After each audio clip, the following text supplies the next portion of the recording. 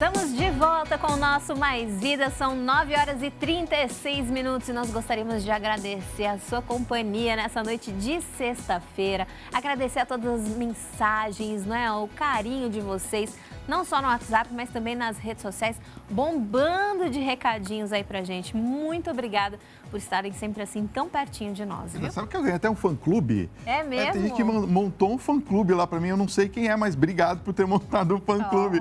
Divertido isso, né? Aliás, me segue nas redes sociais, @FabinhoTV. E @DaniPin, que a gente quer conversar com vocês, né? Aliás, olha, ter você aqui faz a gente se sentir, assim, bem mais feliz, né, Dani? Mais realizado. E por que não dizer mais próspero? E é sobre isso que nós vamos falar agora. Prosperidade. Pois é, Fabinho, muita gente acha que essa palavra está relacionada apenas aos bens materiais, ao dinheiro, uma boa condição financeira, mas não é só isso não. Estar próspero, se sentir próspero, vai muito além. Verdade, olha, quem já está aqui na nossa casa para refletir sobre essa questão tão gostosa que a gente gosta de conversar, principalmente nesse final de ano, né? Prosperidade, é o consultor organizacional, escritor, palestrante, o nosso amigo Eduardo Chiniachik. Olá! Oba! Boa noite, Edu, Boa noite. Tudo bem? Seja bem-vindo, viu? Seja bem-vindo, gratidão por você ter vindo, viu? Nossa, já com uma saudade imensa de estar aqui. A gente também.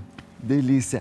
E a primeira vez comigo. Junto contigo. Aê, que bom. Dani, você sabe que eu vinha me perguntando, por que Pink?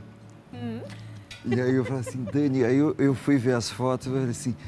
Ela quase nunca usa Pink, por que Pink? Não, Pink foi um apelido que o meu avô me deu, eu tinha uns 4, 5 anos, porque era bem branquinha com as bochechas rosadinhas. E aí ele me chamava de Pink. E ficou.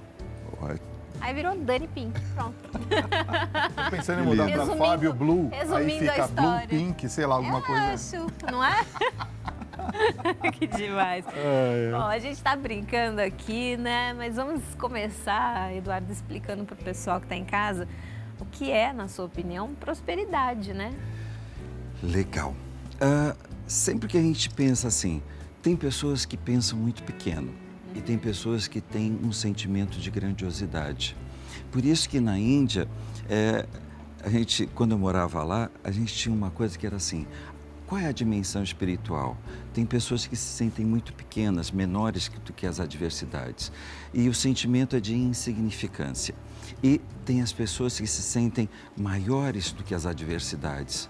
Essas pessoas, elas têm um sentimento do grandioso, do divino dentro dela. Então, quando a gente pensa nisso, é exatamente essa dimensão de quem se sente grandioso em relação à vida. Então, é aquela pessoa que tem uma visão muito ampla, não só no sentido material, como você bem colocou, mas é aquela pessoa que tem assim, está caindo dinheiro pelo bolso, mas está amor, amigos, assim, família, saúde. Isso é uma dimensão de prosperidade. Quando uma pessoa ela é muito próspera, financeiramente falando, mas o resto da vida é uma escassez, é uma miséria, ela está muito próxima da miséria humana. Então é essa dimensão de ser próspero no sentimento de ser grandioso. Ótimo, adorei. Já começamos o papo super bem, né, Fabinho? Já gostei muito. Eu adoro estar aqui.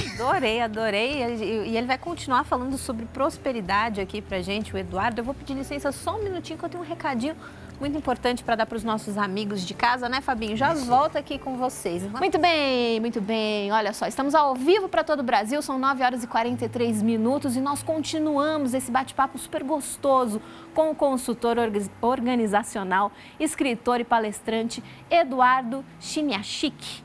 Eu não errei o sobrenome dele, mas eu errei tudo antes. Me confundi toda ali antes, mas tudo bem. Né, Edu? Tô desculpada. O Edu tá batendo papo com ele aqui, uma coisa importante, Dani, que eu acho que vale a pena a gente falar com os telespectadores, é que quando a pessoa pensa em prosperidade, Edu, ela fica pensando assim, será que eu sou mesmo próspera? Será que eu estou realmente pensando com prosperidade? Como que a pessoa sabe que ela verdadeiramente é uma pessoa próspera, Edu? Tem uma coisa que é assim, hoje os cientistas constataram uma coisa que é o seguinte: em função das experiências que eu tive, eu desenvolvo a minha cognição, a minha mentalidade. Então, muitas das nossas experiências vão fortalecendo muito a forma como eu penso. Então, é muito importante a gente perceber que tem pessoas que vão passar a vida inteira dizendo assim: ai, eu preciso, nossa, como eu gostaria de ser próspero, como eu gostaria de ser próspero, ai, como eu queria ter prosperidade, muitas, assim, essa pessoa, ela teve na vida dela muitas experiências de falta de amor, falta de amparo e falta de valorização. Então, essas experiências faz com que a cognição, o pensamento, as crenças que ela tem, faça com que ela olhe sempre o copo meio vazio. Então, é assim, este olhar. Então, é como se, eu sempre digo assim, a vida tem tudo. Então, é como se por um momento você olhasse e dissesse assim: aqui eu tenho tudo. O ponto é o que eu olho.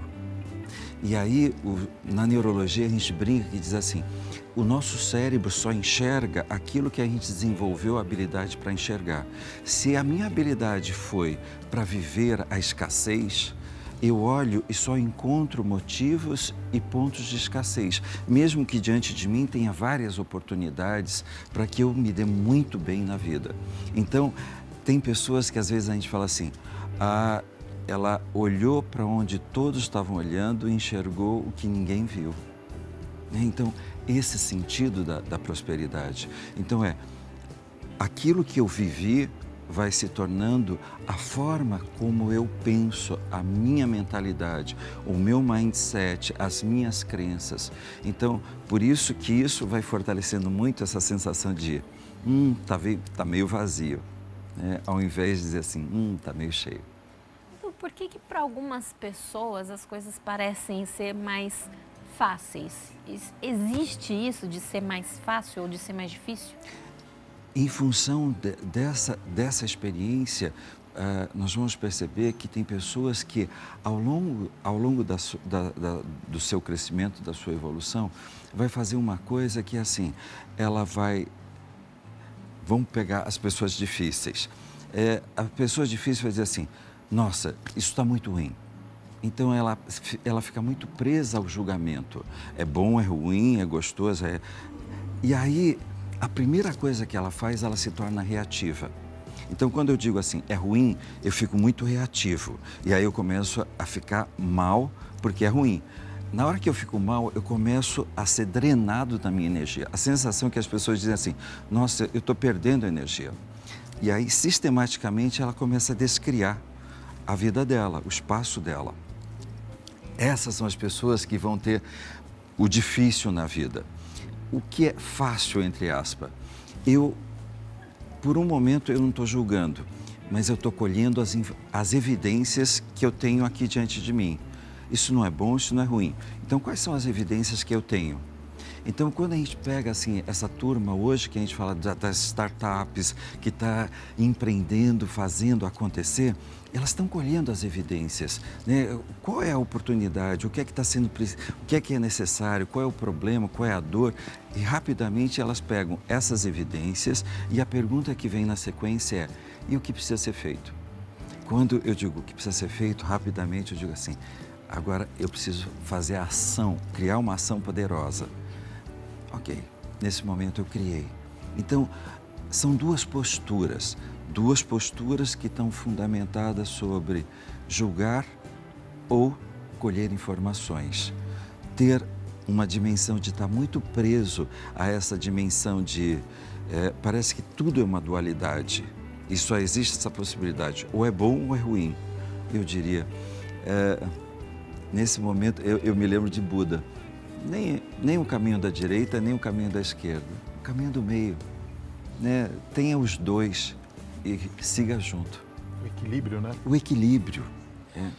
Ô, Edu, existem pessoas que são assim destinadas a viver na prosperidade e outras que não são destinadas a ter as coisas? Eu sempre sempre digo que uma vez um noviço perguntou para mim assim: Edu, quando é que a gente está em comunhão com Deus? Eu falei assim, simples, essa resposta é a mais simples que tem na vida. Quando você dá continuidade à obra-prima dele. Aí eu perguntei, quem é a obra-prima? Aí ele olhou para mim e falou assim, eu? Deus te concebeu com uma dose de alegria, uma dose de felicidade, uma dose de prosperidade, com tudo. E todo dia agora vem o destino. E aí essa é uma frase que os chineses têm, que é assim, quem não escolhe tem o destino, quem escolhe tem o futuro. Né? Então, assim, em algum momento, quando eu assumo o compromisso de tornar a minha vida cada dia melhor do que Deus concebeu, nesse momento parece que eu já estou predestinado a viver a prosperidade na minha vida. Agora, quando todo dia eu fico transferindo a responsabilidade para algo, para alguém, quando eu fico culpando e buscando responsáveis por aquilo que eu deixei de fazer, aí sim, parece que eu estou predestinado a uma vida de escassez. E aí o ponto que eu sempre gosto de frisar, talvez a maior escassez não seja de dinheiro, seja a de amor. Onde a pessoa ela vai ficar numa condição de desamor dela por ela mesma, dela pelo meio, e aí ela parece que ela não tem a capacidade de gerar frutos, de dar fruto, de gerar vida, porque parece que todo pensamento, sentimento e atitude é de uma pessoa muito seca, que parece que o tempo todo ela veio para sofrer. E aí parece que o destino é sofrer e o destino é ser feliz. Edu, será que então pensar positivo, né, ter pensamentos positivos ajuda aí na conquista, no alcance da prosperidade? Eu acho que o pensamento positivo é uma parte muito legal. Cientificamente tem uma coisa que eu brinco, e para a turma que está acompanhando a gente, se você fizer assim,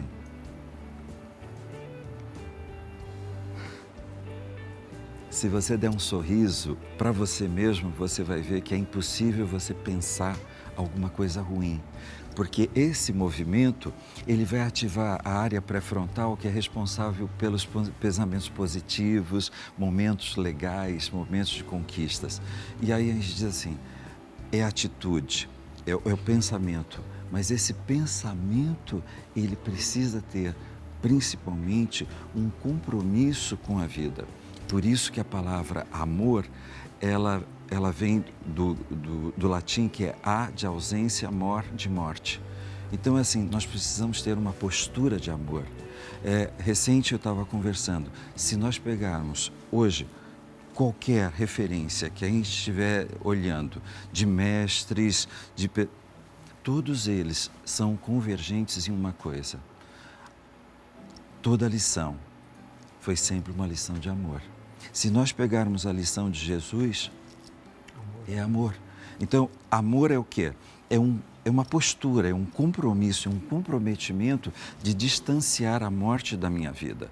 A morte que vem do pensamento, a morte que vem da emoção, que vem da atitude e vem da dimensão espiritual. Aquele pensamento que joga para baixo me mata. Aquela emoção que eu fico remoendo mais tempo e quando às vezes a gente fala assim, deixa aí, sabe assim, está te fazendo mais mal do que bem? É esse momento que a pessoa não está mais comprometida com a vida. E aí é aquele momento que a pessoa sabe o que fazer e não faz. Ela está morrendo também. E quando ela fica alimentando o sentimento de insignificância, também. Então, por isso que assim, é o pensamento positivo. Agora, esse pensamento ele tem uma postura.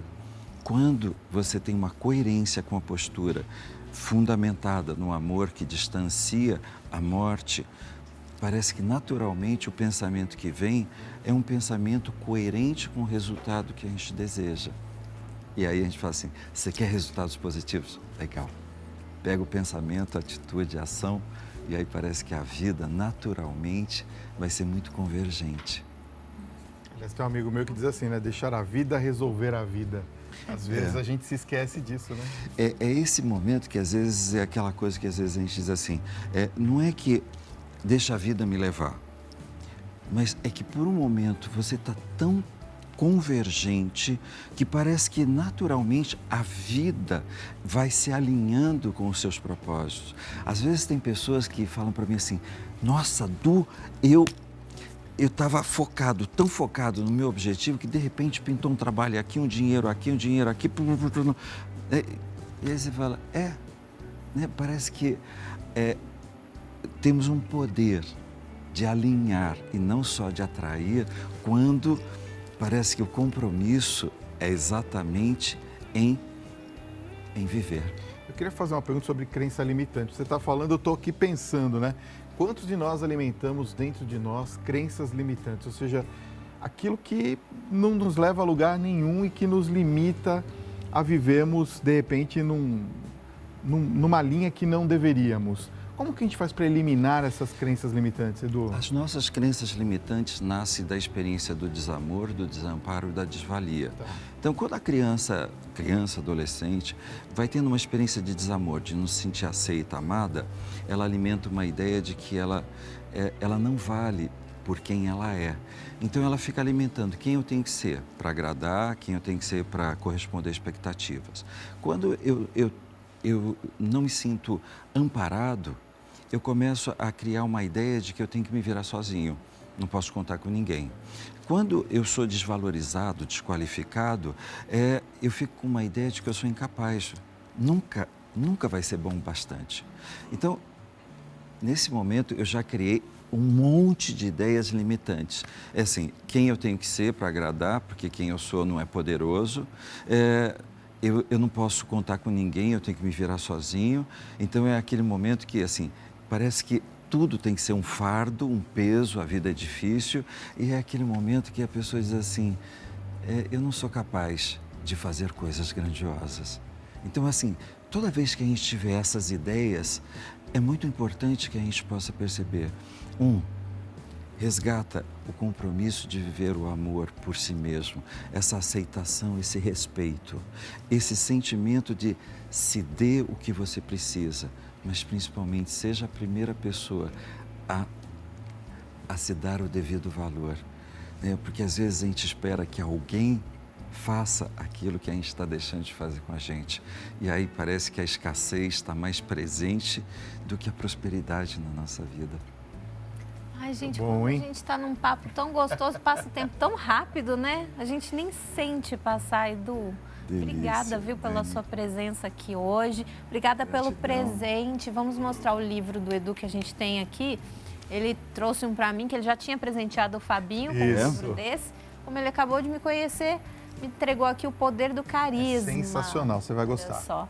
Quem quiser adquirir esse livro, quem está em casa, Todas as livrarias. Isso Que ótimo. é uma delícia. É um presente muito bom de final de ano, hein? Poder Oba. do Carisma. Já Sensacional não esse sabe livro. o que dá de presente para quem você gosta, já Aqui. fica uma dica aqui. E quem quiser conhecer mais o trabalho do Edu, ó, o site educhin.com.br, igual está aqui no vídeo para vocês, tá? contato@educhin.com.br, é o contato do site. E o Instagram Eduardo Chiniachique Oficial. É porque aí eu misturei com de baixo agora e eu me confundi. Eduardo Chiniachique Oficial é o Instagram para você acompanhar. E os telefones DDD 11 2807 5550 e o WhatsApp 11 97388 4840. Edu, muito obrigada mais uma vez, viu? Prazer te conhecer. Gratidão, como sempre, viu? Obrigado, viu?